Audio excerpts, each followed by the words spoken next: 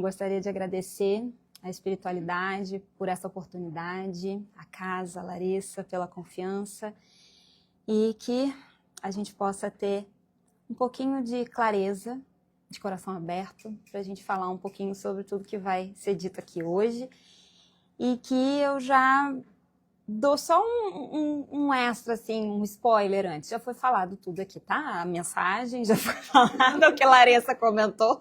Que bom que fica gravado, porque daí vocês vão ter a prova, quando terminar, vocês vão falar assim, realmente, não é que ela falou, não é que a Larissa disse também, tudo que a gente vai falar aqui, tá? E tô com o coração também bem quente, aquecido, porque tô em San Diego, né? A gente reencontrou o pessoal aqui de San Diego, então tô bem feliz. Então, assim, quando a Larissa me pediu, né, para fazer essa palestra, logo de cara já veio assim, não vai repetir nenhuma que tu já fez. Eu, poxa, vamos, né? Ia facilitar minha vida. Já tem os slides, tudo pronto. Não, é pra gente fazer algo novo, mas em cima do tema que sempre me chama, assim, né? A reforma íntima me toca muito porque eu comecei a estudar a Joana de Ângeles, a série psicológica da Joana de Ângeles, lá em San Diego. E foi num momento bem difícil, né? Nós, imigrantes, a gente sabe, começa aí a vida, e aí a gente sempre vai parar no centro espírita, por quê? Porque tá tudo ótimo na vida, a gente tá pleno, né? Na verdade, não, a gente vem quando o bicho tá pegando. E lá no centro de San Diego, que é o Allan Kardec Fellowship Society, eu pude ser acolhida. Cuidei da biblioteca por muito tempo, eu lembro de organizar aquele monte de livros, a gente tinha mais de 1000 livros lá. E esse processo de me envolver no trabalho, né, de descobrir que evangelização infantil não é para mim, mas que eu já estava lá e eu precisei dizer um não, e a gente, meu Deus, e como é que faz? Então, todo esse caminho trilhado dentro do espiritismo, ele ficou muito forte aqui quando eu me mudei para cá. Já havia, né, conhecido lá no Brasil antes de vir. Ontem fiz 8 anos nos Estados Unidos, então, assim, foi um aniversário nosso, né, aqui. E essa jornada realmente foi mais forte, vamos dizer, mãos à obra, começou da reforma aqui. Aqui começou a quebrar parede, essas coisas, né? E o que me chama muito para Joana de Ângeles é que ela traz a humanidade para esse terreno da reforma íntima. Né? Às vezes a gente vem assim, até mesmo pelo evangelho, ouvindo assim, não, você tem que mudar, tem que acabar com o ego, tem que acabar com o orgulho. Aí você fala, gente, mas eu estava estudando ali na psicoterapia que se acaba com o ego a gente morre, porque a gente precisa do ego. Então, na verdade, não é o ego que precisa acabar, a gente precisa educar ele e acabar com o egoísmo. Então, tira o ismo, mas fica com o ego, para ele não se perder. E qual é a história dele se perder? É quando ele se sente a última bolachinha do pacote e todo mundo tem que fazer o que ele manda. Aí ele é o centro, é o egocêntrico, é o egoísta, né? E que o orgulho vai subir. Então eu lembro, nessa mesma época, quando a gente começou a ter o curso da Joana de Ângeles lá no Allan Kardec, o Paulo Lodge, que é um professor que fez a formação direto com o pessoal do Gelson, né? Da Mansão do Caminho, eu lembro muito dele falar assim, com relação ao ego. Quando você sentir que ele tá vindo, que tá um complexo, o negócio tá vindo, você fala assim, calma, Totó, solta. Porque o ego, ele vai querer, né? É aquele pincher, assim, que você puxa, calma, Totó, fica aqui, né? Que a gente precisa saber lidar com esse serzinho que vive na gente e que vai com vários outros, né? Complexos que a gente fala, é aquele complexo de superioridade, complexo de inferioridade, complexo materno, tem várias questões, né, desse íntimo nosso, que vão se associar com o ego e que daí ele sai atacando todo mundo. Então não vai ser inteligente a gente querer calmar o totó na força. Ele vai morder a gente. Faz sentido? Então a gente precisa começar a aprender a lidar com ele, a pensar assim, pois então, como é que eu posso lidar com essa fera? E a Joana tem uma metodologia dentro da série psicológica, né, dos 16 livros, tudo que ela já escreveu pra gente, de trazer essa humanidade, esse lugar assim, vocês estão humanos. Eu sei que está lá escrito que tem que seguir Jesus, fazer o que Jesus falou, mas assim, Jesus é o exemplo. E ele veio para dar o exemplo. Se a gente tem a referência, fica mais fácil de saber. Bom, eu vou precisar subir uns degraus aqui até chegar lá, mas eu sei a direção. É diferente de eu não ter direção nenhuma e querer ir para algum lugar. Aí vira Alice no País das Maravilhas. Não sei onde eu estou, mas para onde é que eu vou. essa referência, ela é a luz guia. É onde a gente precisa olhar, pensar, sim se questionar, né? Na hora que estoura um BO, a gente fala, o que Jesus faria nessa? Não sou Jesus, não vou fazer. Não tem como, não cheguei nessa iluminação. Mas só pensa um pouquinho. O que ele faria? Ele faria tal coisa. Eu não consigo, mas já consigo não mandar para aquele lugar. Serve? Tá ótimo. Já está ótimo. Porque se eu não tivesse pensado nele, talvez você já tivesse, né, feito um carinho aqui, assim, na pessoa. Né? Do amor, a lei do amor. O caminho que ela convida a gente a fazer é o do amor, mas esse amor mais humanizado. Da gente entender que nós vamos ter essas dificuldades e quanto mais a gente puder acolher elas, talvez mais rápido a gente chegue na conclusão dessa obra. Mas aí eu já vou dizer para vocês, não vai concluir nessa encarnação, tá? Essa é uma reforma que a gente começa e a gente talvez não veja nessa vida, vai passar aí, vai entrar em inventário, vai ser uma loucura. Então, assim, não precisa criar essa expectativa. A jornada ela é longa e, assim, quando a gente acha que acabou, vai ter um Júpiter para a gente ir reformar lá também, vai ter, né? Então, o caminho é longo porque o nosso espírito é eterno. E aí, para a gente entrar, né, já que trouxe essa introdução relacionada a Joana, não tem como a gente pensar em reforma íntima e não citá-la. E eu quis trazer esse livro, que é O Homem Integral, onde ela deixa claro isso aqui já, de cara. E eu vou convidar vocês a olharem bem para as palavras que ela usa, o que ela traz, tá? Então, assim, o grande desafio, eu já falei, ferrou, é desafio, porque desafio vai dar trabalho. Então, assim, ela não colocou à toa.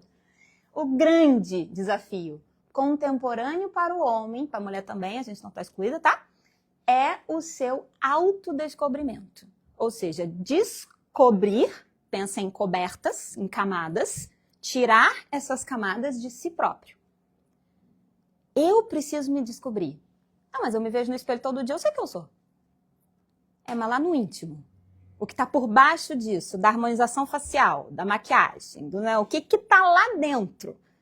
A Anitta a gente já não tem mais nem condição de saber, né? Que tem porque de cada dia é um rosto. Então, assim, o que está lá é um grande desafio. A gente precisa quebrar muita coisa para chegar. Por isso que é uma reforma. Que se fosse fácil, tranquilo, não ia ter esse negócio de obra, de reforma. Porque quem já teve reforma em casa sabe trabalheira que dá suja. Né? É impossível. Não é quando você está morando dentro da casa. É só a cozinha. A casa inteira tem poeira. É trabalhoso. Então, ela já deixa muito claro pra gente, assim, se a gente for pegar essa pequena introduçãozinha. Para facilitar, eu vou brincar com a cabeça de vocês agora. A gente vai fazer um exercício mental. Quem é que gosta aqui de montar quebra-cabeça? Só para eu ter uma noção. Tá. Ufa. A maioria aqui tá gostando de montar quebra-cabeça. Vocês, por acaso, já montaram um quebra-cabeça sem ter a caixa, sem ter a imagem que vocês estão montando? Não. Chegou o saco. O saco, as pedras tudo em cima. Já, ó, tem... Aí quando você vai... Aí você já deu como diz o americano, já picture, né? Isso aí. Já viu que, meu Deus do céu, montar um negócio sem a caixa. Nem penso, nem cogito. Nem começo. Porque as pecinhas estão tudo aqui dentro do saco. Aí você joga o saco na mesa, aí você vê isso aqui. Aí você fala o quê? Jesus. Ele vai falar, vai. Você chama ele vai falar, vai. Você não tem a caixa, você não sabe qual é a imagem, mas tá aí esse quebra-cabeça para ser montado. Aí a gente vai ter que pensar em estratégia. Quem gosta daí de montar quebra-cabeça, qual é uma estratégia assim que vocês têm? Começa pelas beiradas. Gostei. Ponta, beirada, borda. Boa. Então, a gente já tem uma estratégia na cabeça para resolver essa encrenca aqui. O último quebra-cabeça que eu montei, ele tinha 350 peças. E eu achei que eu estava comprando para nossa filha. Porque ela tá com seus 4 anos e meio e ela adora quebra-cabeça, ela já monta de 100 peças. Tranquilo, assim, ela vai e tal. Só que a estratégia dela é ir pela imagem principal. Ela vê que tem a carinha, os olhinhos, o rostinho, ela já vai pegando e ela vai montando. Eu não quero nem saber desse negócio. Eu, virginiana, já vou para as bordas. Filha, me dá as bordinhas retas. Dá as bordinhas retas, aí eu já vou separando, separo as bordinhas retas tudinho. Aí daqui a pouco, não, os cantos, achei os 4 cantos. Aí já deixo. Então, eu vou nesse esquema quase que competição, né? Para poder ir já ter um negócio. E ela montando ali o miolo, uma coisa assim. E é natural. Não fui eu que ensinei, porque a minha técnica é outra, né? O pai também tem a sua. E aí ela vai construindo aquilo de acordo com a história das cores. O que tem relação e tal. Então, são formas da gente encarar essa confusão aqui. Mas tem uma coisa que a gente precisa fazer com esse negócio aqui. Antes de achar a bordinha ou antes de achar a coisa. O que é que precisa?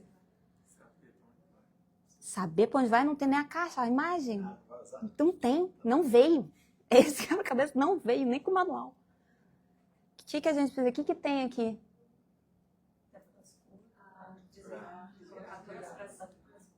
Eu acho que para a gente ver as cores, em primeira ação, a gente precisa desvirar ou espalhar, né? Separar, porque tá uma em cima da outra, a gente não tá nem vendo para onde é que vai.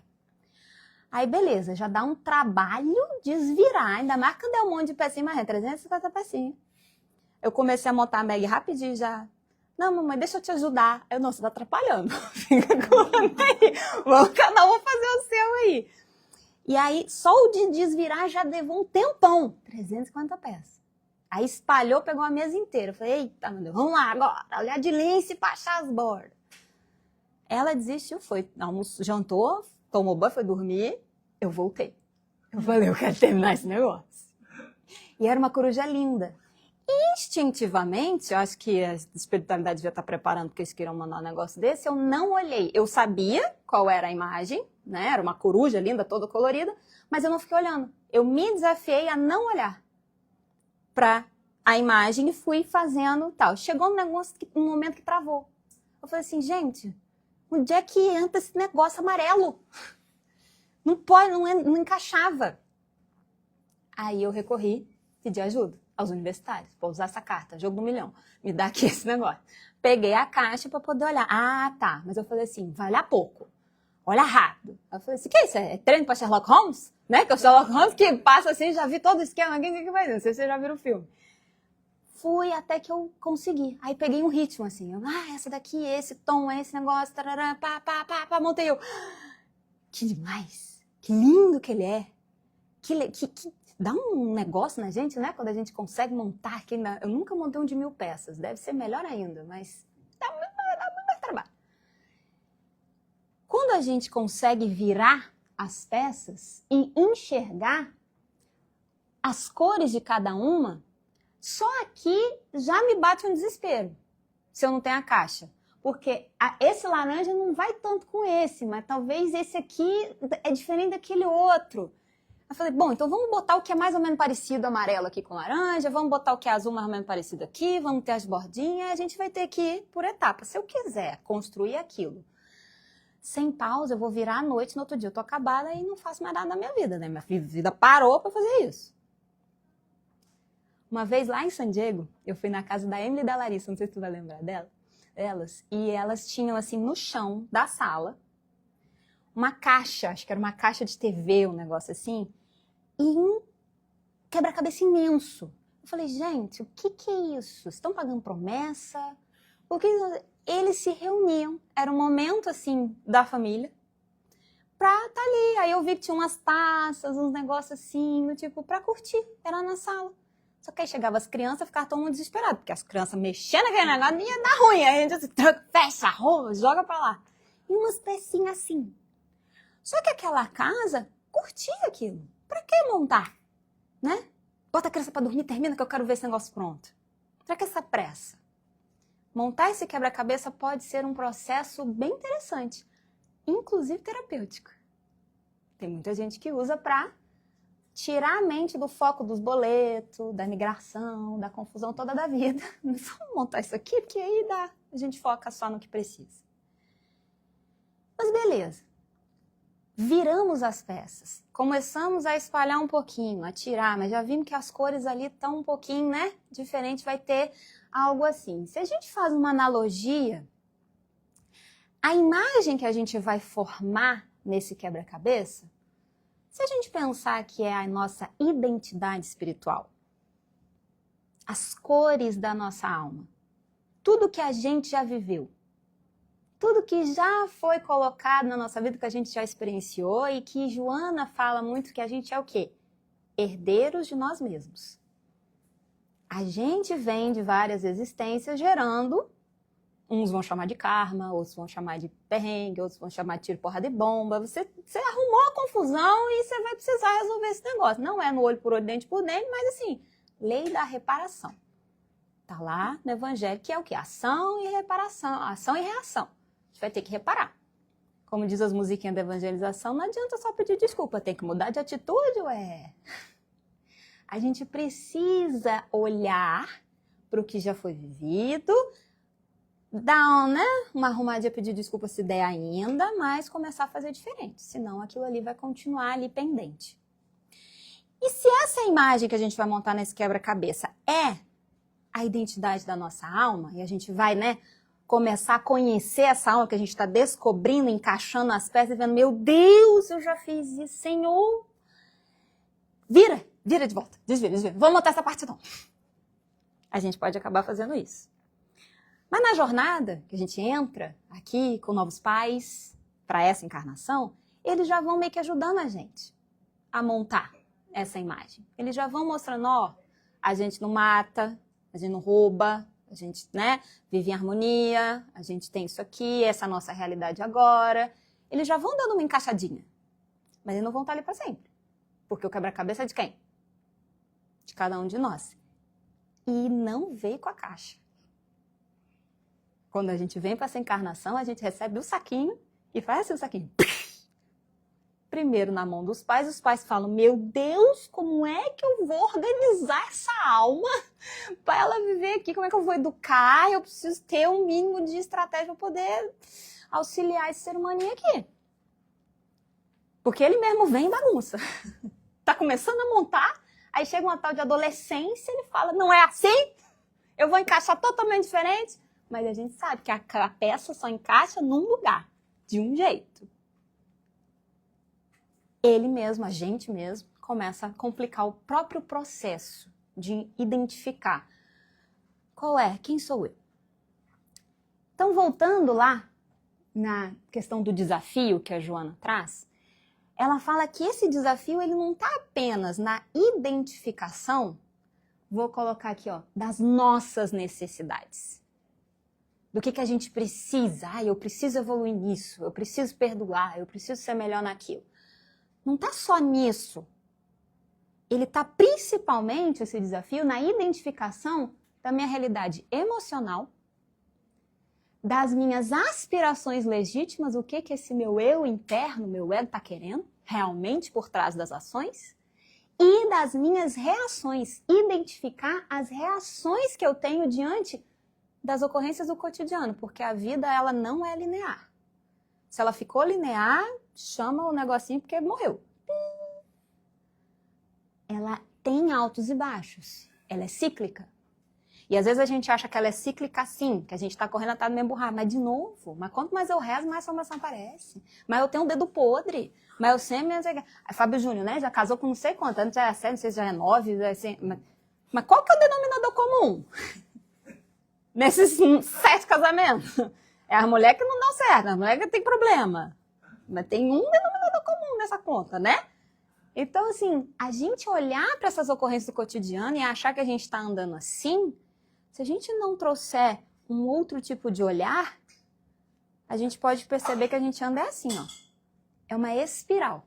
A gente vai passar pelas mesmas estações, mas se a gente já está evoluindo um pouquinho, a gente já vai ver assim, estaria dando na cara, mas já não tô.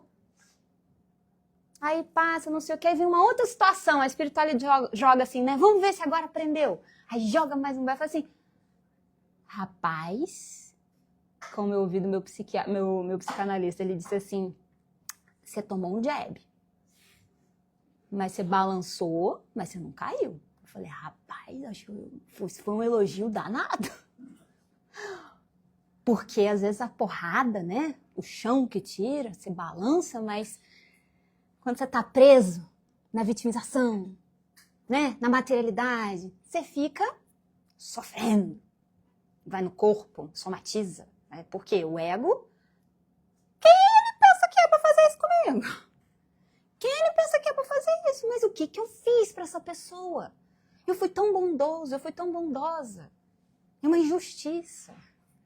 Falou em justiça, falou em martelo, falou em julgamento, falou em ego fora do lugar. Ai, mas somos humanos. A gente vai julgar. A gente vai julgar. Esses dias eu estava conversando com uma amiga e ela falou assim, ai amiga, não é querendo julgar, mas assim, eu achei muito estranho. A pessoa fala uma coisa e posta a outra. Eu falei assim, eu julgo mesmo. Eu olhei aquilo e falei assim, que é doido? Tá louca? Não, passou, é um julgamento. É um julgamento. Eu olhei e falei assim, pra não render, beija a cena, como é que é? Sorri a cena e não envolve, porque essa aí tá descompensada. Já tem meus problemas aqui, vou arrumar outro? Não, deixa quieto lá. Faz parte. A gente precisa saber lidar com isso e não deixar que isso derruma a nossa vida. Porque daí o guia não vai ser Jesus, porque Jesus não julgava, não. Jesus era tão sagaz, o cara era tão esperto, que pra mim, assim, ó, a cena mais interessante de todas, assim, até hoje, pra mim, é a da mulher adúltera. O cara não falou um A, não julgou ninguém, ele jogou uma pergunta de volta. Pra consciência, mas sem um ponto de interrogação. Chegou lá, vamos lá, Jesus, faz o quê? Adúltera? Vai ser contra a lei de Moisés? Se eu falar, você vai preso, nós vamos te denunciar, aquele negócio todo. E ele lá escrevendo no chão. Não é nem com ele. E na mente dele ele já falou com o verdadeiro adúltero, que era o marido da adúltera. E lá na mente dele ele falou assim, logo tu, o verdadeiro adúltero, aquele mesmo já voltou. E aí trouxeram ela. E aí Jesus faz o quê? Ele levanta e ele fala o quê? Atire a primeira pedra quem nunca pecou. Isso é uma pergunta? Gramaticalmente tem uma interrogação? Mas com essa frase, ele não fez todo mundo se perguntar, se questionar? Sobrou um? Só a mulher. Ele conseguiu, ele fez todo mundo pensar, todo mundo se questionar e mudar imediatamente sua atitude, porque estava todo mundo com a espada na mão já. E foram saindo primeiro quem? Os mais velhos. E aí, quando sobrou só a mulher, ele julgou a mulher? Ele condenou a mulher? Aí ele perguntou, onde estão os teus agressores? Não sobrou ninguém? E aí, o que eu faço? Vai, não voltes a pecar. Não julgou, não condenou. Ele ali agiu na prática com o que é que a gente fala tanto do amor. Mas não o amor vai falar assim, ai, judiaria, tadinha, não, vem cá. Ai, olha, deixa eu te ensinar, você vai fazer assim, assim, assado. Não é esse amor. O amor, ele acolhe, ele dá limite, ele traz uma lição, ele diz não. A gente é que romantiza às vezes. Quase sempre. É mais simples do que a gente imagina. Porque não foi simples a colocação de Jesus? Vai e não peques mais. E para mim é muito forte essa coisa da simplicidade, porque assim, nós mulheres, a gente gosta de complicar, né? A gente gosta, a gente traz assim, ai, porque a fulana não quer falar comigo, porque daí eu não sei o quê, mas quando ela fala, aí a gente se irrita, eu não gosto quando ela faz isso. Aí o marido tá ouvindo, aí ele fala o quê? Não liga mais pra ela. Não, mas você não tá entendendo, não dá pra ser assim, não sei o quê, então não fala. Ah, então vai lá e liga pra ela. Não, mas se eu ligar, não sei o quê. E ele fica assim. Pode ser muito mais simples. A gente que acaba complicando. E nesse lugar de pensar nessa realidade, né, de identificar essa realidade emocional, o que está lá dentro do nosso emocional, a gente precisa conhecer um pouco mais de ferramentas, de conhecimentos mesmo, estudar a questão psicológica. É tão importante que depois que o Jung veio e não terminou de fazer o link com a espiritualidade, Joana falou, vai eu lá então. Através de Divaldo, escrever 16 livros para ver se, né, a gente continua ali a explicar, a digerir, a mastigar um pouco mais o que o Jung tentou trazer, saúde, o que o próprio Kardec tentou trazer, mas que não ficou claro, porque assim, galera do espiritismo tá falando, tem que ser reformado, tem que ser caridoso, tá todo mundo aqui, olá, irmão, tudo bem, como é que tá? A paz de Cristo, aí chega lá, pronto. Cala a boca, não tem que ser assim! Tipo, é aquela máscara que veste, mas lá no íntimo da reforma, não tá fazendo. Teve um trecho do Boa Nova, que eu tava ouvindo, e eu gravei, porque eu tava dirigindo, tava no audiobook, eu falei, cara, esse daqui eu vou ter que pegar mais detalhes, mas ainda não peguei, mas vou trazer para vocês. Um dos apóstolos, os detalhes eu não sei quem foi direitinho, não me lembro, mas um dos apóstolos chegou para Jesus um dia revoltado, reclamando que ele tinha sido criticado, que estavam rindo dele, porque ele estava lá falando da Boa Nova, dizendo o que é que tinha que ser feito, porque a Boa Nova vinha, que não era para ser assim, que era para ser assado, e estavam xingando ele, e estavam rindo da cara dele, e que não sei o que, ele estava irritadíssimo. E Jesus, pleno, sem uma ruga a balançar, virou para ele e falou assim, meu querido, você já edificou a Boa Nova no seu coração? Eu ouvindo, eu falei, se ferrou! Jesus aqui, ó, você tá falando algo que nem você fez em você. Foi Pedro? Então aí, ó. Você não arrumou nem lá dentro. E você tá querendo bradar, dizer que tem que ser, que tem que seguir, não sei o quê, mas nem você. Então assim, pegue o seu banquinho e saia de você, o quê? Né? Bate a retirada, resolve você primeiro. Não mandaram Saulo, virou Paulo pro deserto? Não foi a mesma coisa com ele? Tipo assim, senta lá, Cláudia. Entendeu? Assim, vai pensar um pouquinho, vai resolver em você, e aí, quando a coisa estiver um pouquinho melhor, aí, quem sabe, a gente começa a tentar de novo. É preciso mexer dentro. Não adianta só ficar aqui, na ação. É preciso fazer caridade, mas a gente está sendo caridoso com a gente? Ou a gente está com chicotinho, com a autocrítica, com a punição, com o flagelamento, extremamente em excesso no nosso sistema? Reprimindo. Tô morrendo de raiva. Não, senta aqui, sogra, pode tomar um café. Que eu sou uma pessoa do bem. Você morre com aquilo e não fica do bem. Você vai voltar agora filho dela. Então, assim, o Joana convida, olha para isso. Não, eu tô com raiva, não tô confortável. Qual é o problema? A gente não sabe comunicar isso. A gente está na era da comunicação, o planeta estoura um A aqui, o Japão tá sabendo. A gente está nessa era, mas a gente não consegue se comunicar entre nós. Muito menos com a gente. Onde é que a gente tem mais perrengue? Na família, em casa, com o filho, com o marido, com quem está próximo, com mãe, com pai. Então não é sobre falar, dizer, tô com raiva. É o como. Por isso que dá tanta briga em grupo de WhatsApp da família. Porque é uma frase. Eu não aguento mais. A frase é essa. Quem lê? Eu não aguento mais. Ah lá. Ah lá, já apelou. Já não sei o quê. Mas a frase era assim, eu não aguento mais, gente. Dá pra gente mudar de assunto? Mas não é você falando, é quem leu. Você é responsável pelo que você comunica, mas a gente às vezes não está conseguindo comunicar. Só que mesmo quando a gente consegue, terapeutizado, medicado, vai lá, comunica, estuda, comunicação amorosa, né, e tal. E aí você fala, tudo é a pessoa. Não, você fala o quê? Uai, não tenho o que fazer, agora é com você. Eu dei meu melhor. E eu tô aqui para tentar encontrar uma solução. Não dá, já não compete mais a mim. E eu preciso respeitar que a pessoa não vai sempre aceitar o que eu tô falando. E tá tudo bem. Porque quando eu não quero aceitar é porque o meu ego tá querendo resolver o negócio. Tá querendo que seja do meu jeito. Isso é o egocentrismo. Então vamos entrar um pouquinho aqui nessa história porque ela traz pra gente que o indivíduo ele tem o dever. Lembra das palavras? Ela bota lá, o indivíduo tem o dever de enfrentar-se. Ela já tinha largado o desafio. Na hora que ela larga enfrentar, eu falei, é luta, guerra, é a 5ª Guerra Mundial, nós vamos ter que travar dentro da gente. Porque o negócio não vai ser tranquilo. Ela não falou assim, uma argumentaçãozinha. Não. A gente vai precisar se enfrentar.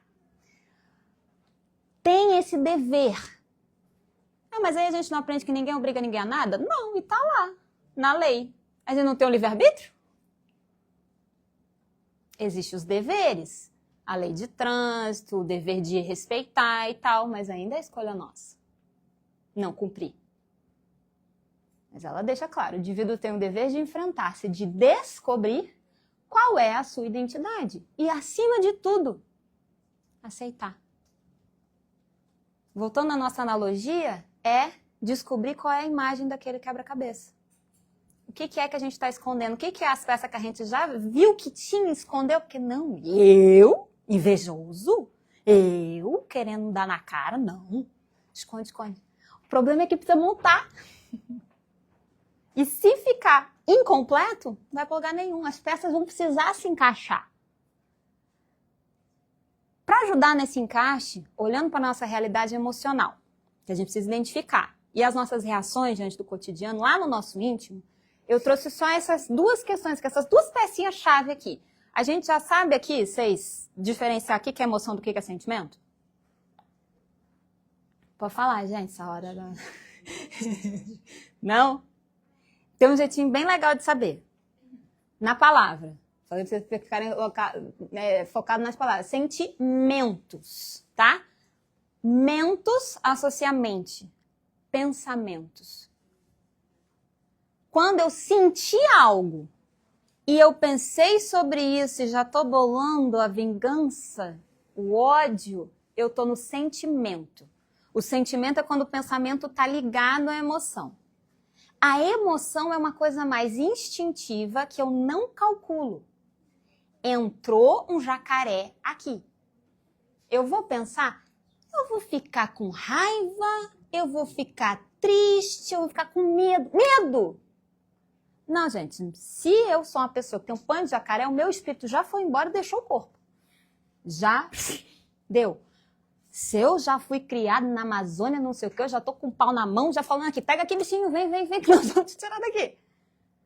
Se eu fui criado com o jacaré, eu falo, ai, que amor, deixa que eu cuido. Vocês percebem? O evento é o mesmo. É o mesmo jacaré. Cada um pode reagir de uma maneira. Tem algum certo, tem algum errado? Cada um tem a sua história. Cada um tem a sua maneira, tem a sua experiência de vida. E na hora que o negócio eclode, não se calcula qual vai ser essa emoção. Ela vem. No que ela vem, aí entra a história da consciência. O que eu vou fazer com isso? Eu vou deixar esse negócio tomar conta de mim? Colocar minha vida em risco? Eu vou fazer o que diante dessa emoção que surgiu? Aí é que entra a ação de Joana. Aí que ela pede pra gente. Primeiro, conhece-te a ti mesmo. Deixa vir. Veio. Mas com consciência. Não reage logo de cá. Tipo assim, percebe. E às vezes, se a gente traz pra uma coisa mais sutil em casa, começa vai lá, vai cá, do marido com a mulher. Não, vai um, vai outro. Aí não tá concordando, aí não sei o quê. Aí tu já tá suando, tu já tá dando negócio, aí tu já tá xingando. Você já tá perdendo o controle. Quando a gente começa a ter mais consciência, você começa a ir na tréplica, você já fala assim, a gente tá em resistência aqui.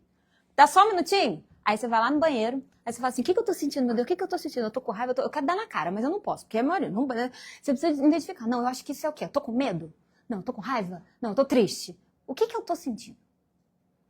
Existe um mapa do que fazer com cada uma delas. Dá pra gente saber o que fazer. Mas a primeira coisa é identificar. Alcoólicos Anônimos. O primeiro passo é reconhecer, eu preciso de ajuda. É reconhecer o quê? Saber, não, eu tô com raiva. Mas o que eu faço com isso? Não sei. A primeira coisa é reconhecer. Então você volta e fala assim, olha só, eu tô com raiva. Tá, como assim? Eu tô com raiva. Só de você se ouvir falando que você está com raiva, ela já vai acalmando. Olha que coisa mágica. Por quê? A única coisa que o seu íntimo quer é ser reconhecido. É como se lá dentro morasse uma criança, que é a nossa criança interior, que ela só quer a tua atenção. A atenção do eu superior. Agora faz o exercício esse com uma criança mesmo. Um filho, um sobrinho, enfim. Alguém bem pequenininho que está conhecendo as emoções. Estava brincando com o negócio e deu ruim no negócio e você tirou o negócio. O que acontece? O que é aquilo? É tristeza e raiva junto, tudo. Tem até um medo de nunca mais ter aquele negócio, porque gosta daquele negócio, então assim, aquele monte de coisa ao mesmo tempo. Aí um desesperado vai falar assim, não, toma de volta. Não é muito inteligente fazer isso não. Mas a criança está com aquilo. Antigamente, o que a gente, em algumas maneiras de educação, falaria? Para de chorar, engole o choro, não dá mais um pio. Aquilo tudo estava ali, né? Que a criança está conhecendo. Ela aumenta o medo do adulto e faz assim... Não tinha mais, às vezes eu chorava... Engole o choro. Menina, tomava conta. Tudo aquilo que estava indo, voltava, ficava represado. Aí é que a gente fala dos traumas emocionais, das feridas emocionais. Porque não é seguro eu expressar o que eu estou sentindo. Eu nem sei o que eu estou sentindo. É uma criança. Eu nem sei por que aquele negocinho me fez sentir tudo isso. Um cenário diferente.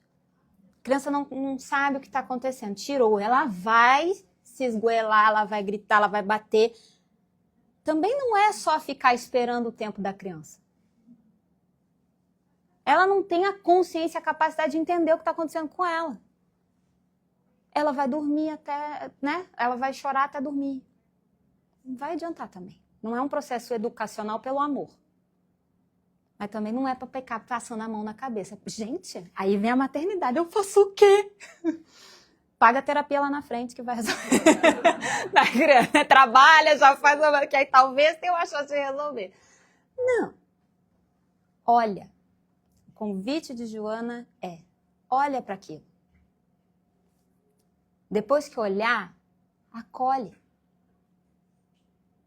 Enquanto você não acolher, não vai passar. Qual a maneira de acolher numa situação dessa?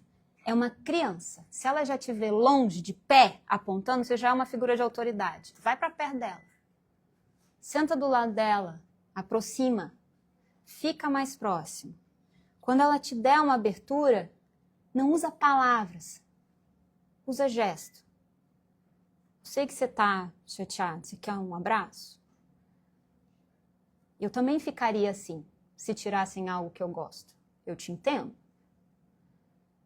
Você pode chorar. Eu também ia chorar com raiva. Encontra uma maneira que tu vai ser intuído lá dentro de acalmar primeiro.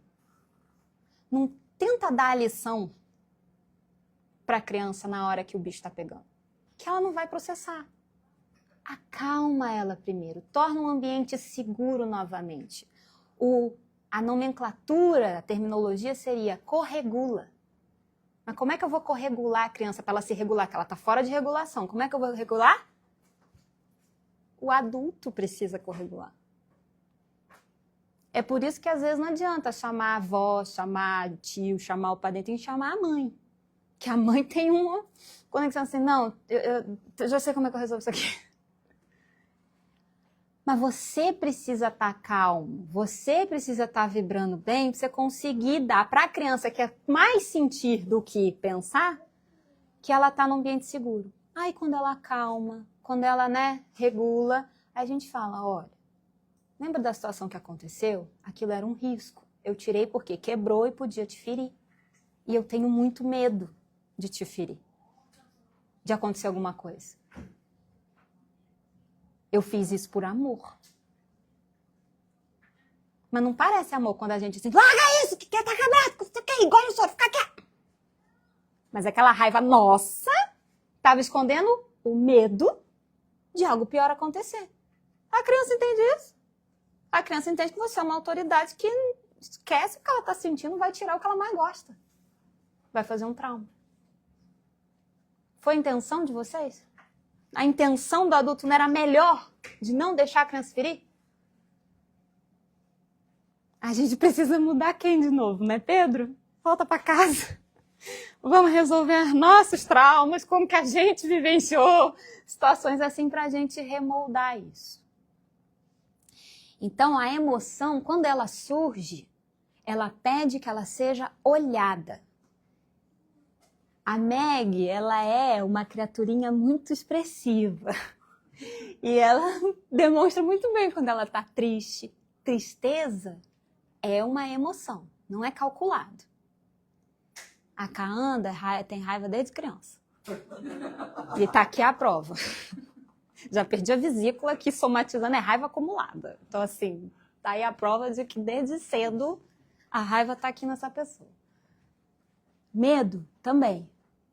A fuga, né? Entrar. Também é um outro exemplo. Existem diversos autores, mas o que eu mais gosto, e que a gente aprende muitas vezes também lá na Joana, é que existem pelo menos 4, tipo aquelas cores básicas, sabe? Vermelho, as cores primárias. 4 emoções primárias, que seria medo, raiva, tristeza e alegria. Bocana, podia ter botado na folha de alegria. Não, vocês olham para a Meg ali, ela vai ver. Ela vai ver feliz. Esses 4, se a gente souber esses 4, a gente já vai saber. Bom, surgiu um desses, eu vou ter que olhar. Para que lá dentro do meu íntimo eu faça um exercício de encaixar essas pecinhas melhor. Olhar para aquele negócio que veio. Ah, mas eu nem sei, vamos fazer terapia para saber. Quando dá um ataque cardíaco é raiva, quando cai uma lágrima é tristeza. Mas a tristeza também pode ser de alegria, pode ser de emoção. A gente precisa se conhecer. Como é que meu corpo reage? Eu tô suando aqui, eu suo a mão, eu começo a tremer. Você vai conhecer o que está relacionado, pelo menos essas 4. Olhou? Acolhe. Faz contigo o que tu faria com a criança. Tá tudo bem. Aí a gente às vezes faz até assim, tá tudo bem. Tá tudo bem ter raiva. Tá tudo bem ter raiva. Tá tudo bem ficar com medo. Respira. Quem que pode te trazer uma segurança? Um chocolate. Tudo bem? Vamos lá. Assim, acolhe. Acolhe e aceita que tu ainda em situações como essa, tu reage dessa maneira. Mas você já não tá tão reagindo, porque você tá parando para olhar. Então você tá se dando uma chance de não xingar, de não dar na cara, de, né? Então, isso é reforma. Isso é fazer força, tá vendo? Esses bonequinhos aqui, eu achei tão legal esse negócio, porque eles estão fazendo força para encaixar, para organizar. E isso realmente eu aprendi com Dona Ivone. Ela falava muito isso. Primeiro o amor, depois o remédio, a lição. Ela dizia quem é que tinha falado, e eu só referência a ela. Primeiro o amor, depois o remédio, a lição. E eu aprendi com ela, mas eu só consegui ver isso realmente funcionar quando aí eu me tornei mãe. A Meg um dia chegou pra mim e falou assim, mamãe, você vai ficar muito brava. Aí eu, tá, vamos fazer um combinado então? Eu prometo pra você que eu não vou ficar brava, mas você me conta sempre a verdade. Pode ser? Eu quebrei seu pingente, Como foi, filha? É que eu tava brincando, e aí eu puxei, e aí não sei o que, quebrei. Deixa a mamãe ver. Tirou essa semana? Não, foi há um ano atrás. Deixa a mamãe ver onde é que tá. Tá aqui, não sei o que. Mas o papai pode consertar. Ela já me deu assim, aí eu... Mas o papai pode consertar, aí eu... Não, filha, esse aqui não vai dar pra consertar. Aí ela... Você ficou triste? Aí eu fiquei. No fundo, eu fiquei triste. Mamãe, desculpa, eu te agradeço por você ter falado a verdade. Porque eu quero que ela me conte a verdade sempre. Eu quero que ela corra pra mim se der um problema, não de mim. Porque eu vou xingar você. Não, eu quero ajudar ela a resolver as coisas, mas fazendo ela assumir, reparar. Isso não é um serviço fácil. O Totó quis tomar conta. Vamos lá.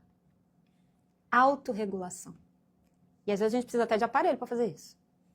Para dar uma acalmada no sistema nervoso, o simpático, o parasimpático, aí entra na ciência, porque realmente não é uma tarefa simples. E a vida está correndo. É o almoço que vai queimar, é o negócio que é a criança que quebrou o negócio seu.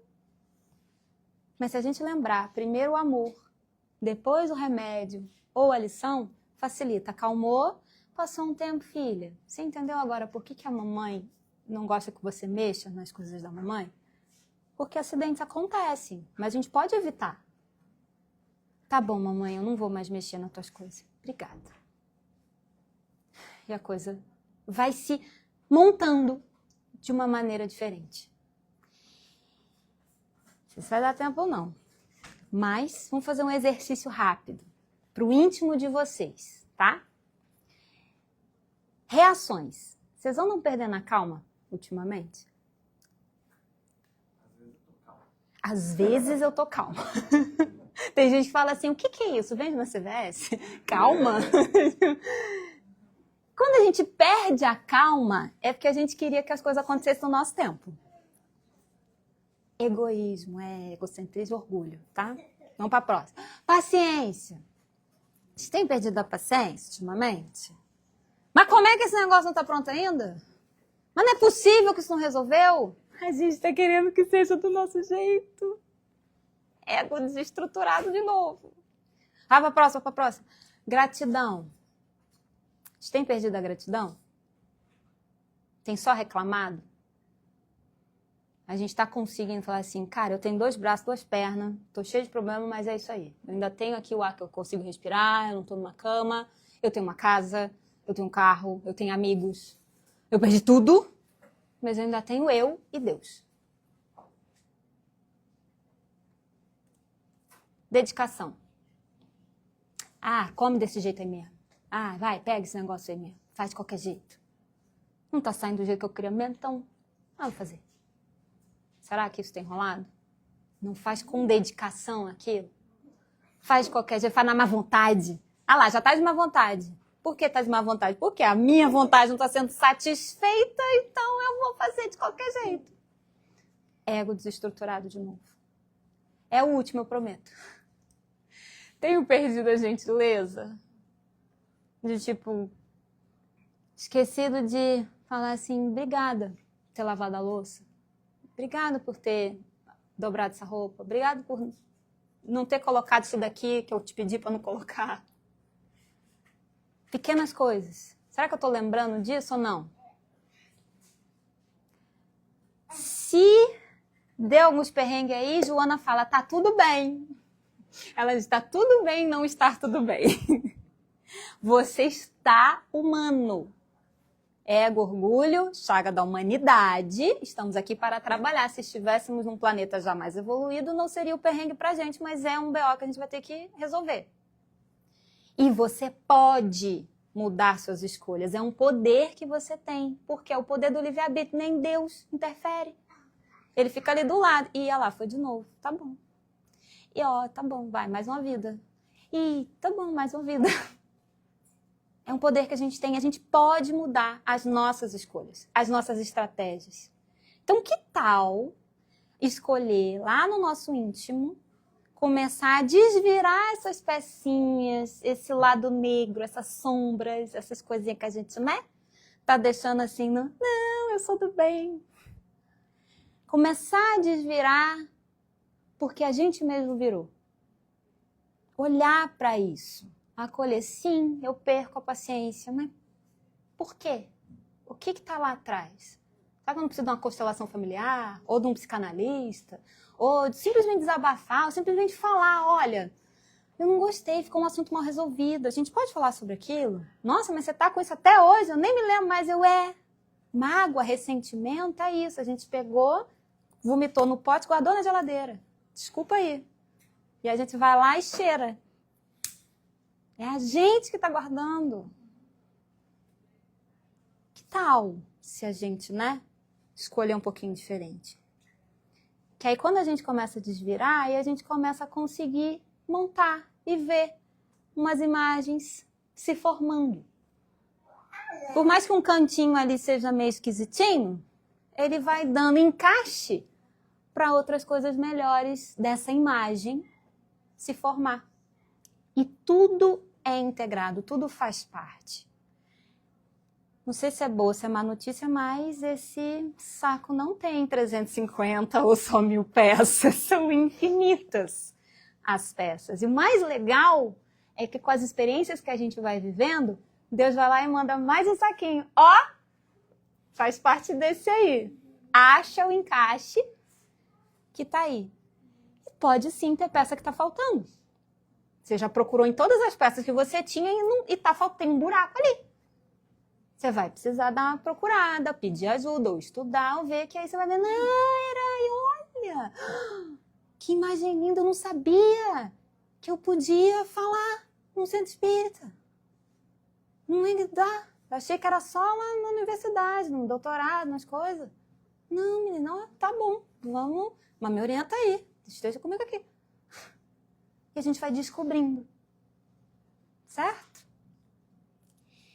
Gosto dessas duas frases no inglês, já que a gente está aqui, né? Para fazer uma menção a eles, que é, sim, o quebra-cabeça de infinitas peças, mas keep going, continua.